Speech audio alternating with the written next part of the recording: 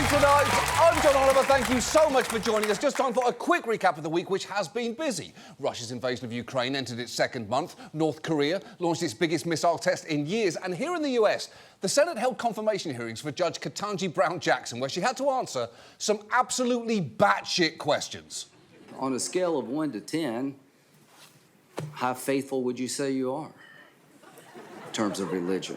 I'm an Hispanic man. Could I decide I was an Asian man? Do you think we should catch and imprison more murderers or fewer murderers? Do you agree with this book that is being taught with kids that babies are racist?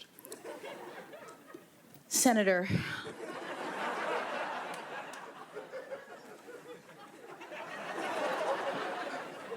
I do not believe. OK, just stop, because just for a second, don't focus on the stupidity of the questions there. Just appreciate how exquisite that pause was. In it was contained the strength and patience of every black woman being stretched to its absolute limit. In that pause was the divine calculus where she had to balance how much do I want this job and how much do I want to cuss out these preposterous people. Call it the Chisholm-Johnson formula. And look, obviously, those questions were not asked because they genuinely wanted to know the answer. They were asked to generate viral sound bites, the proof of which is in this image of Ted Cruz, right after his questioning, where he's checking his mentions on Twitter in the middle of the proceedings, which is honestly kind of amazing. Can you imagine being Ted Cruz and wanting to hear what people think about you on the internet? That is a doom scroll that will not end well. But for now, let's move on to the royal family. They have had a pretty tough year compared to no one else who's ever lived. From Harry and Meghan talking to Oprah to Prince Andrew being stripped of his titles after... Will legal let me mention the things he did? They won't, even though he definitely did them. OK, then, I guess forget those things I mentioned that he definitely did. This was supposed to be a big week for the royals, with Prince William and Kate Middleton embarking on an official visit to the Caribbean. The moments royal tours are made of. The Duke and Duchess of Cambridge dancing with locals in Belize. A visit officially to mark the Queen's 70 years on the throne. Also being dubbed a charm offensive, an attempt to sway Caribbean nations to hang on to the monarchy. Charm offensive? Well, it's certainly one of those things. That looks less like a royal visit and more like beach barbecue night at Sandals, Belize. But it is true that this tour was for two key reasons. First, to celebrate the Queen's 70 years in power, a milestone that she's definitely hit because she's absolutely not dead right now. No, don't do the dates. Don't do the dates yet. Why would you do that when she's so obviously fine? But second, this was a clear attempt to try and keep the Commonwealth together, especially as, just 4 months ago, Barbados formally removed the Queen as their head of state and during the same ceremony recognised Rihanna as a national hero, proving Barbados is currently making all of the right decisions here. But instead of the fawning coverage that the royals no doubt hoped for, this tour has been a disaster. Not quite the welcome they were hoping for. At one of the first places William and Kate were supposed to visit, protests forced the couple to cancel. Yeah, that was the first stop of day one. Not a great signal for the rest of your trip. It's like getting to Disney World and immediately being told, sorry, theme park is closed to you because your family committed genocide. That is going to set a tone for the rest of your time in Orlando.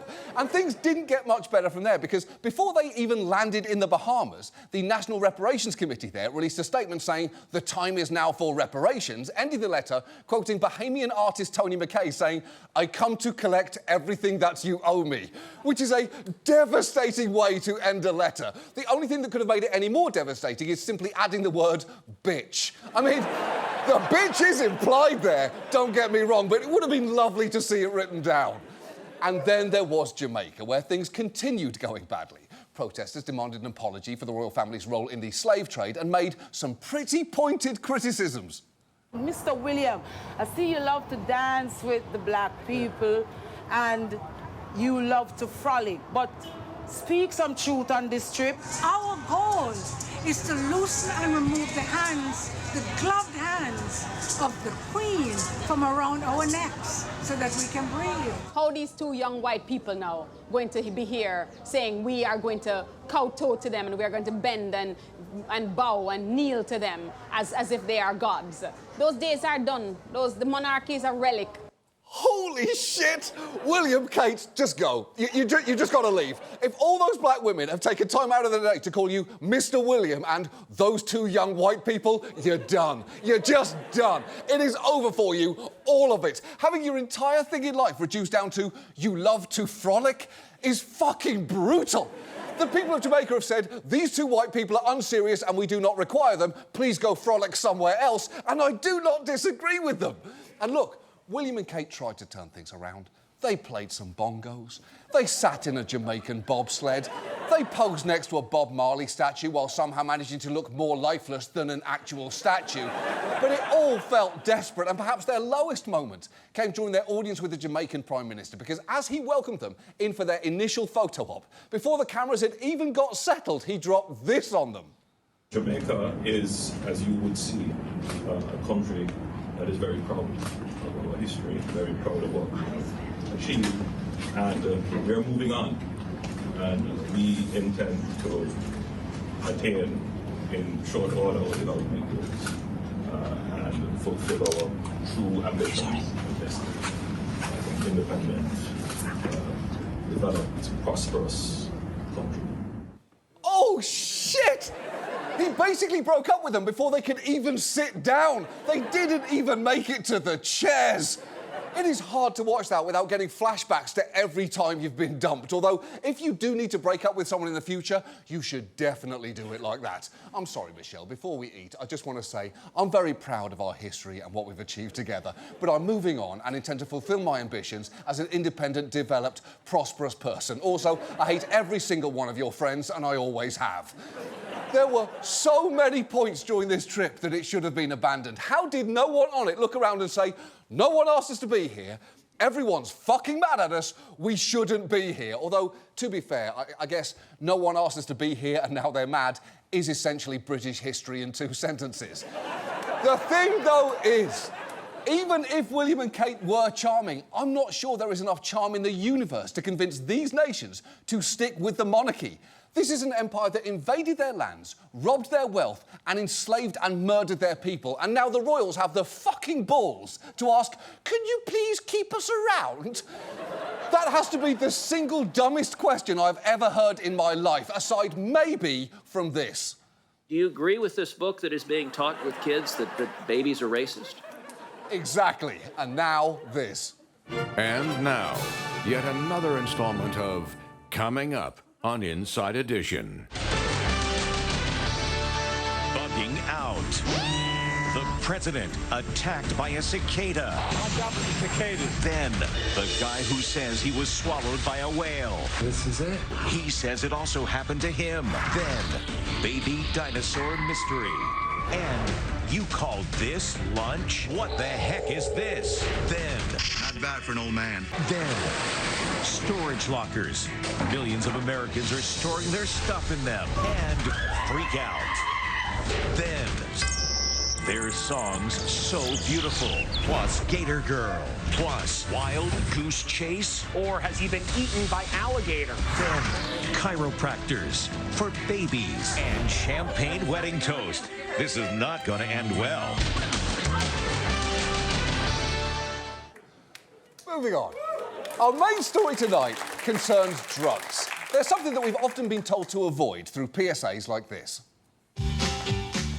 Don't do drugs. No. Oh, don't you do it now. Don't do drugs. No. Someone plays you for a fool when they say come on be cool. Just be smart and heed this rule. Don't do drugs. Just tell them you got better things to do. Cool. I mean, everyone knows the hottest spot to snort coke is a bench on a residential street in broad daylight. These days, you can't even hang out on your split-level porch in your poodle skirt without seeing those pesky teens blowing that snow like it's Jackson Hole. But despite those very compelling arguments, millions upon millions of Americans still use illicit drugs. And it is easy to see why. Drugs can be a lot of fun. Some, in fact, can be so much fun they end up ruining your fucking life, because the truth is, that grease fever dream isn't entirely wrong to imply that engaging with the illicit drug supply can be dangerous. This past decade has shown a substantial rise in overdose deaths, leading to alarming statistics like this. The CDC estimates more than 100,000 Americans died from drug overdoses over a 12-month period ending this April, a record. That's nearly 3 times the number of deaths from traffic accidents last year, and more than twice the number of gun deaths. Wow, that is staggering. And quick side note here, it is depressingly American to be shocked that something could cause more deaths than guns. We are the only country that would look at that and say, it's hard to believe that drug overdoses are killing more people than one of those natural causes of death, highly preventable loss of life by loosely regulated weapons. The fact is, street drugs are an absolute mess right now, as they've become so contaminated. One Yale researcher said the whole supply is just so absolutely fucked at this point. And the rise in overdose deaths has been driven by the presence of one drug in particular, and that is fentanyl. A synthetic opioid often used prescriptively for things like surgeries or cancer pain, but outside of medical settings, illegally manufactured fentanyl has become a huge problem because it and other synthetic opioids were involved in nearly 2/3 of all overdose deaths during the past year. And while it is true that fentanyl is incredibly potent, the bigger problem is actually that there is a dangerous lack of consistency in the way it's currently distributed within the street drug supply. So you can either know that you're taking it on its own or in something like heroin, but not know how potent what you're taking is, or you may not know that you're taking it at all. What we're seeing is that this opioid is being found in a contaminated pill supply in the whole United States. They're using pill presses that look like pills for pharmaceuticals that are currently marketed. One day I admitted 3 people into the clinic. All 3 of them said they were taking oxycodone. None of those 3 people had any oxycodone tested in their urine that we tested that day. It was all fentanyl. Well, that's not great, is it? The only time you should be surprised by what is in your urine is when you forgot you ate asparagus earlier that day, or worst case scenario, the shrunk down magic school bus comes out after a biology lesson gone horribly wrong. So if the current drug supply is this tainted and this dangerous, we thought tonight it'd be worth talking about the overdoses that it can cause and the things that we should and really shouldn't be doing to prevent them. And let's start by acknowledging some past mistakes, because for decades we've been fighting a war on drugs that was often fueled by fear and misinformation, directly leading to bad policy. In the 1980s, for instance, the risks associated with crack cocaine use, which were very real, got cartoonishly inflated into fear-mongering headlines about a generation of crack babies, with stories like Crack Babies Turn 5 and Schools Brace, which was obviously shitty and racist at the time, but has also since been completely debunked. But that hysteria led to policies like mandatory minimums that fueled mass incarceration, and laws that criminalised everything surrounding drug use, from paraphernalia to even locations where drugs were used. And unfortunately, we're seeing a similar panic today brewing around fentanyl, which again is dangerous if ingested or injected. But to hear law enforcement tell it, it's also dangerous to be anywhere near it. Take this video from the San Diego County Sheriff's Department, and before I show it to you, just know the officer involved here is completely fine for reasons I'll get to in a minute. My trainee was exposed to fentanyl and nearly died. He found a white substance that he suspected was drugs. It tested positive for fentanyl. This stuff's no joke, dude. It's super dangerous. A couple seconds later, he took some steps back and he collapsed.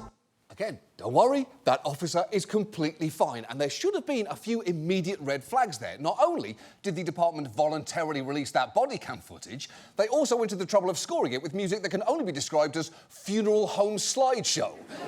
But the idea that that officer could have been passively exposed to fentanyl and then overdosed is completely absurd. Experts say it is technically impossible to touch fentanyl powder and feel any effects from it, let alone overdose, and you would have to be in some sort of wind tunnel with massive amounts of fentanyl to accidentally inhale enough to OD. And by the way, a wind tunnel full of fentanyl is quite the phrase there. If you just add "and roving gangs," you've pretty much got how a racist uncle describes Chicago after watching too much Fox News. And the thing is, it's by no means just San Diego. Multiple police departments have put out similar claims of ODing through accidental skin contact or inhalation, which again is basically impossible. What those officers were much more likely experiencing were panic attacks, which makes sense in a way because they'd just been exposed to something they'd repeatedly heard is deadly to be anywhere near. This has now become such a trope. It was a plot point on Blue Bloods, where Donnie Wahlberg's partner briefly picks up a tray with fentanyl on it, and then this happens. Any idea what she came in contact with? Herb says she got fentanyl on her hands. What the hell's happening here? She was fine 1 second, the next minute she's not breathing. Fentanyl is a synthetic opioid. 50 to 100 times stronger than morphine. The slightest exposure can trigger an overdose. Yeah, that is complete horseshit. Not that you'd expect any more nuance from a show that's basically adult Paw Patrol.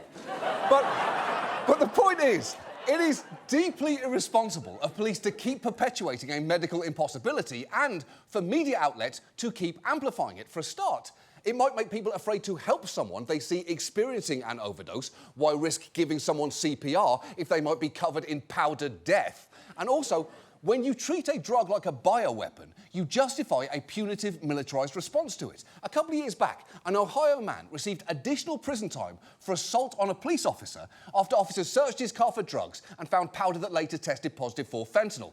That exposure to fentanyl alone constituted the assault. And look, if fentanyl really were smallpox in a bottle, maybe it'd make sense for total eradication to be our goal. But it isn't. So it frankly makes much more sense to focus on how to protect those genuinely at risk of overdosing on it, and that is the people taking it. Which is to say that the rest of this piece is actually going to be about harm reduction. Essentially, harm reduction accepts the reality that people will use illegal drugs and that some either can't or don't want to stop. So rather than arrest them, we might be better off trying to mitigate the damage done. It's a concept that you might already be familiar with through things like syringe services programs, which give people clean needles and are proven to massively help drive down the spread of disease. And right now, if you genuinely want to reduce the number of overdoses, there are some important tactics that we could encourage. First, there is drug checking.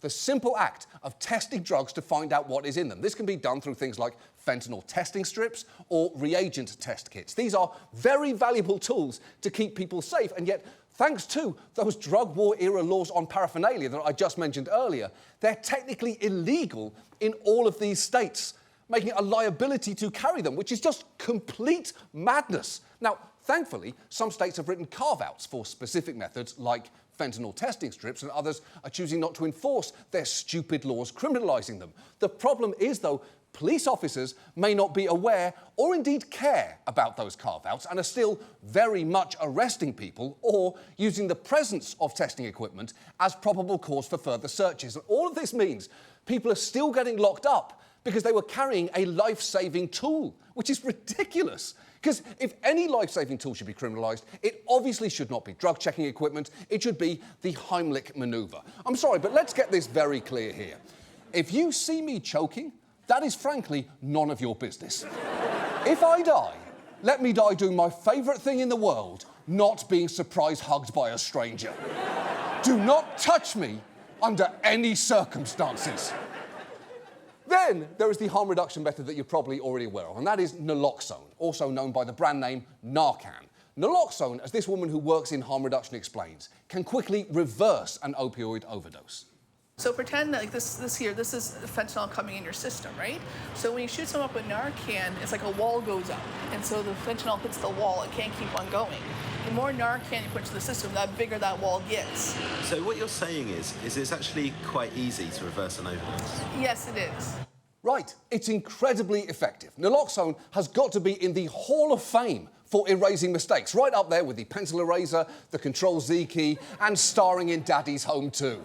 What a fun family. What a cranky dad. I wonder if there are any fun pranks or voicemails on the set. I bet there were.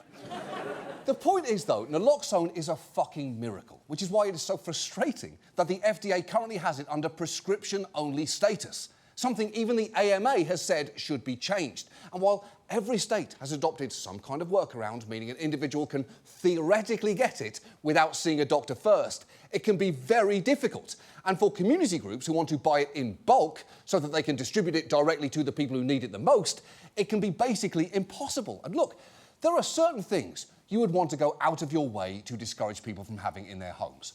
Nazi flags, pet chimps, a TV playing an episode of Blue Bloods. But Narcan is absolutely not one of them. But perhaps the biggest step that we could make regarding harm reduction is to properly support overdose prevention centres, sometimes called supervised injection sites. They're places where people can bring their own drugs and have access to clean supplies and trained professionals who can intervene in the event of an overdose, as well as direct them toward tons of other services, including addiction treatment, if they so choose. Here is a look inside one of them right here in New York City. When we were inside, there were half a dozen clients using drugs. No more improperly discarded syringes on the streets, near our schools, in our subway stations. You'll find way less. On-site, safely, securely, without having to worry about overdosing. The voice behind the divider belonged to a man named Oz, who told us he's a Marine Corps veteran and was using heroin as we spoke. I've gotten more help here than I've gotten from the VA. Wow, that is incredible. And I know that we as a society have learned not to trust anyone named Oz who is either yelling at you from behind a curtain or trying to talk to you about something medical. But we should make an exception here on both counts, because this particular Oz makes a very important point. Overdose prevention centres provide crucial services that keep people who use drugs as safe as possible. And yet, whenever they are floated as an option, people freak the fuck out. It's actually a heroin shooting gallery, and that's really what it is. It is a community center for heroin addicts to go and shoot up under supervision, which I think is crazy. The best way to prevent overdoses from heroin is to have people stop doing heroin. They called it harm reduction centers, but in my way of thinking, it's really harm enabling centers. There's so many other things to deal with than, letting people shoot up safely. It's just like condoning doing drugs. It's like, why don't I go do it? Okay, but that's not at all what these centres are for. They're not for the heroin curious to sample flights of syringes like IPAs. They're to help people who already use drugs do so in a way that won't fucking kill them. We know overdoses often happen when people use drugs alone with no one around to help them, and these facilities are designed to make sure that that doesn't happen. And politicians who actually study these sites, like the former mayor of Ithaca, New York, come away impressed. The first time I heard it, I thought it sounded like we were just enabling people to use drugs. But the truth is, in the places where it's worked, in Australia and Europe and in Canada, more people get off of drugs. Right? People who use supervised injection are 30% more likely to enter into treatment, and they're 100% less likely to die. Just to underline that last point, 100%. No one has ever died there. In fact, there has never been a recorded death in any overdose prevention centre on Earth. That is insane. People die everywhere. People die at Chuck E. Cheese. All the time, by the way. The bullpit there is, and this is true, mostly bones. You want to know that rat's real name? It's Charles Execution Cheese. And yet, despite the fact that clip was from 6 years ago, Ithaca still doesn't have an overdose prevention centre. Because when cities float opening one, questions around their morality and even legality make it next to impossible. Just recently, an OPC in Philadelphia was prevented from opening after a 3-judge panel found it violated a provision in federal law known as the Crack House Statute, which bans facilities that operate for the purpose of using illegal drugs. Yet another 1980s law that we're still suffering from, which is just infuriating. So often, the problem facing all harm reduction programs is that people are so angry with those who use drugs, they want to try and punish them into abstinence. But that is not how any of this works. And advocates have been trying to tell us this for a long time. Like Louise Vincent, who points out that for decades we've been going at this completely wrong. All we do is disconnect people in the United States. So if you are found to be a person who uses drugs and needs help, we start with disconnecting you. And I truly believe that addiction is the opposite of connection. So what we do is everything wrong to help a person. We disconnect people from their families. We disconnect people from their friends. We alienate people from work. We disconnect them from community. And then we disconnect them from their freedom, finally. And when people finally have nothing left, then they will use until they die. Right. When people have nothing left, they will use until they die. It is fucking dark, it's horrible, and right now you can make a pretty good case that, deliberate or not, it is the end goal of US public health policy. So given that, What do we do from here? Well, for starters, the FDA should remove naloxone's prescription-only status, and they should do that right now. And crucially, not just for expensive brand-name nasal sprays like Narcan, but for low-cost generic naloxone, which is 30 times cheaper. As for state legislatures, they should re-examine their paraphernalia laws to make sure that people aren't held liable for holding basic protective tools like drug testing equipment. And finally, we need a full-throated endorsement of overdose prevention centres from the Biden administration. Because remember, right now, as Philly is finding out, they are arguably illegal thanks to that crack house statute. Now, the Biden administration could intervene here and take a stand in their favour, which is, frankly, the very least that Biden could do. Because if you're wondering who is the guy who authored the crack house legislation, I've got some bad news for you. I'm the guy who authored the crack house legislation. Oh, thanks for clarifying, Joe. Nice Larry King costume, by the way. And look, this administration has done some real good in being the first to broadly endorse harm reduction tactics, but advocates say that much, much more is needed, including making sure that people who use drugs have a seat at the table during policy discussions and that funding gets to community-based organisations providing the most services for them. But we all need to get on board here. Our ingrained stigmas around drugs and the people who use them run really deep. And if we actually want to minimise deaths and keep people safe, the facts point in a very clear direction. We need to meet people where they are, help them transition into safe drug use to stay alive, and remove barriers for those seeking addiction treatment. And what we absolutely need to stop doing is spreading misinformation and warehousing drug users in prisons. Or to say all of that much more succinctly, it is well past time to start paying attention to the man behind the curtain. And now, this. And now, still more of Coming Up on Inside Edition. Peacock invasion. Sound like babies being tortured. Then the Brazilian butt lift. Then tortoise theft. And you've been replaced by a robot waitress. Then, hey buddy, how's the fishing? Plus, 911 bad haircut. And do face coverings prevent women from getting cat calls? Plus, is the baby in danger? Then the woman they're calling Hula Hoop Karen and Mask Wars Karen. And why these people named Karen are fed up. Plus, supermodel Giselle saving the turtle.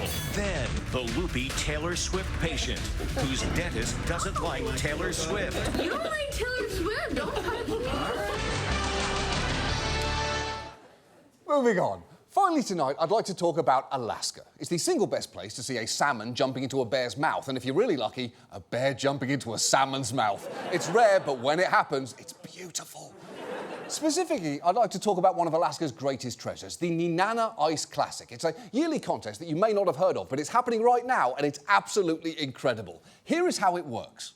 With the placing of the tripod on the frozen Tanana River yesterday, the Nenana Ice Classic is off and running. The Ice Classic involves guessing when the tripod connected to a clock near the riverbank will fall through the melting river ice, with the closest guess winning. It's true. Every year, the people in the small Alaskan town of Nenana put a giant wooden tripod on a frozen river and place bets on exactly when the ice will melt enough to break up and the tripod floats downstream. And before we go any further, let me just say, if you are not intrigued by what I just said, turn this show off right now. If you just heard me describe people betting on ice melting and didn't think, sounds great, tell me more, John, change the channel, shut your laptop, close the YouTube video on your phone, hit the un-Roku button on your Roku, whatever you have to do, just get this show away from your face. This is not a program for you. You don't need to watch it. I don't want you to watch it, and I don't want to be in your life. Fuck off.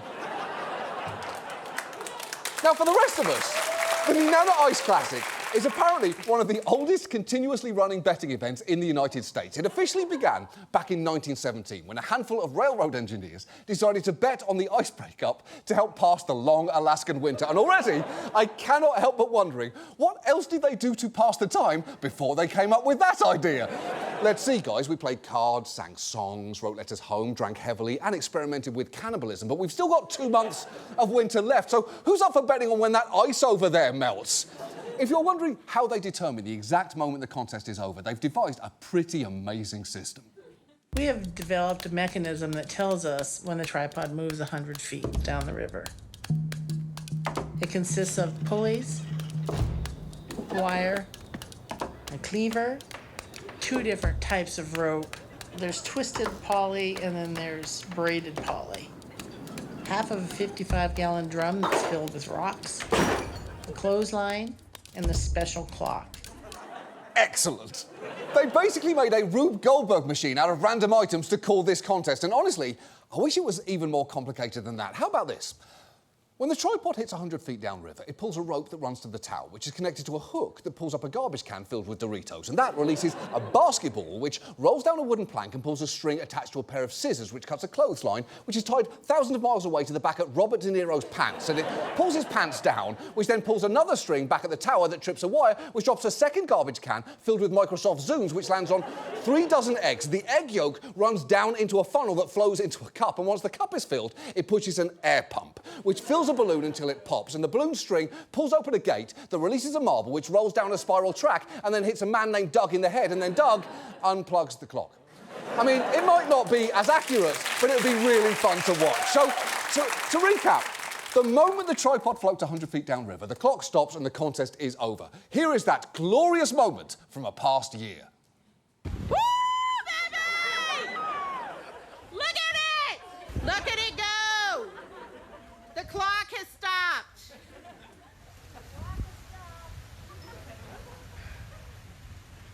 Woo! Look at it go. I could not ask for a better breakup, baby. I've never witnessed this before. You haven't? What do you think? It's good. Woo! I mean, don't you envy that woman? Don't you envy how much unbridled joy she felt watching a giant wooden tripod float down a partially frozen river? She's got life figured out. We're over here running around like idiots, being miserable all the time about everything, while she's up in Alaska watching ice melt and experiencing a level of pure happiness that the rest of us will never feel in our pathetic lives. That woman is living her best life, and we are all dipshits.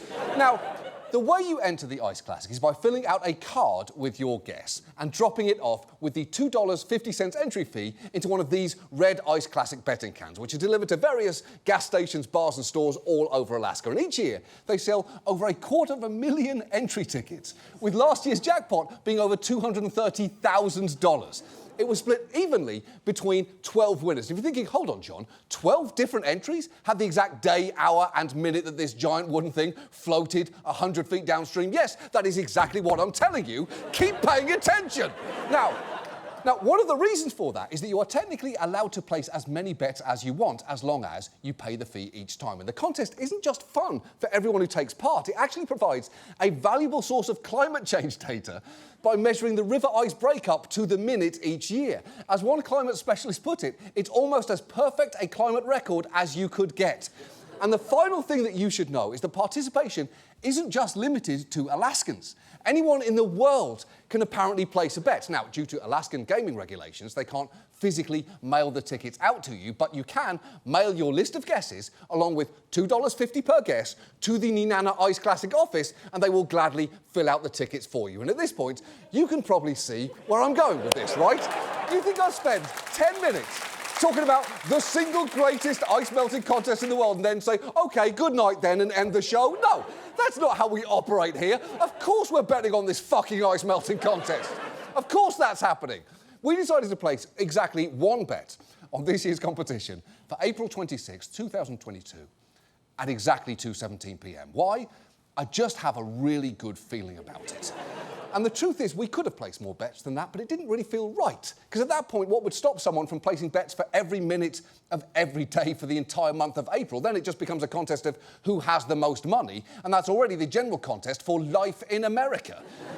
And initially, we were going to mail our guesses to Alaska until we realised that's not fully entering into the true spirit of this contest, is it? So instead, we decided last week to go all the way to Nenana and drop off our bet in one of those red cans. And when I say we, let me be very clear here, I don't mean me. I did not go to Alaska. You really think that this could handle a harsh Alaskan winter? My apartment's thermostat is set to Dainty Boy. Thankfully, though, I know someone with a perfect body for such an adventure. You may remember several years ago, in an attempt to help celebrate Earth Day, we introduced a new mascot, Marshmallow, the polar bear with a broken penis. Now, why was his penis broken? I honestly cannot remember, and I doubt it really matters. But long story short, the organisers of Earth Day refused to adopt Marshmallow as their mascot, shattering his heart, like his penis, into 1,000 different pieces. And as Marshmallow has been sitting around with nothing to do for 7 years now, he was more than happy to drop off our bet in person, which is exactly what he did. Take a look. They say the journey of 1,000 miles starts with a single step. But for this polar bear, it began with a fond farewell to his employer, a 90-minute cab ride to Newark, virtually no TSA line, and an 8-hour flight. But once in Alaska, Marshmallow was ready to go. Unfortunately, his luggage was not. Feels like the fish bags always come out last. Fucking Alaska Airlines. As he set out, Marshmallow faced an omen of the perilous path ahead. Here was a fate far worse than a broken penis, being stuck at the airport forever. Marshmallow knew this journey wouldn't be easy. Trekking through a vast Arctic expanse of snow, sub-zero cold, and winds that cut to the bone. No one seemed willing to lend a hand, or even a horn. And when Marshmallow's paws took him as far as they could go, and he was at his physical and mental limits, he called an Alaskan Uber.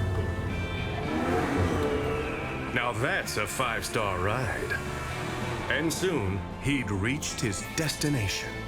Nenana, home of the Ice Classic.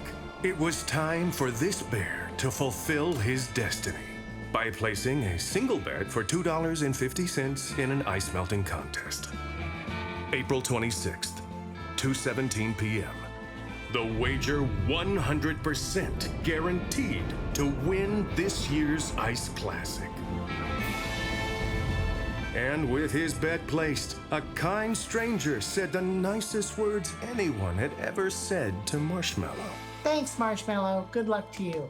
And I hope your penis feels better. So did Marshmallow. But our bear's journey wasn't complete.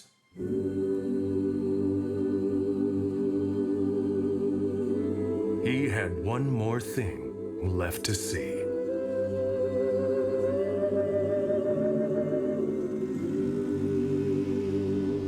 And suddenly, there it was.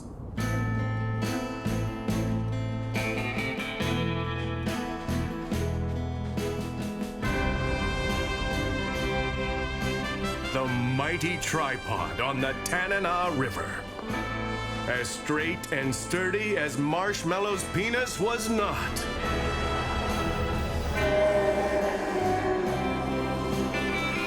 We all face a foreboding tundra at some point in life that we must cross. But it's the fire on the inside that pushes us through the bitter cold on the outside. And as long as that fire burns within you, anything is possible. Except for fixing a broken penis.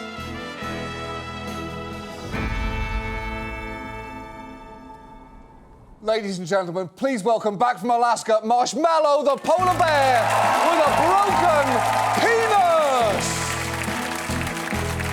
Welcome back, Marshmallow. Welcome back, old friend. How was Alaska? Oh, you can't talk because your penis hurts too much and you're a bear? I'm sorry, I forgot about that, buddy. The point is, our bet for this year's Ice Classic is officially in, and when we win, I'm proud to announce that we will donate our entire prize to the Food Bank of Alaska. And if for some weird reason we don't win, we're going to donate $10,000 to them anyway. If you want to find out more about how to bet on the Ice Classic, there is information on how to do that at this address. So have fun and may the best guess win. That is our show. Thank you so much for watching. Thank you to Marshmallow here. Good night. We did it.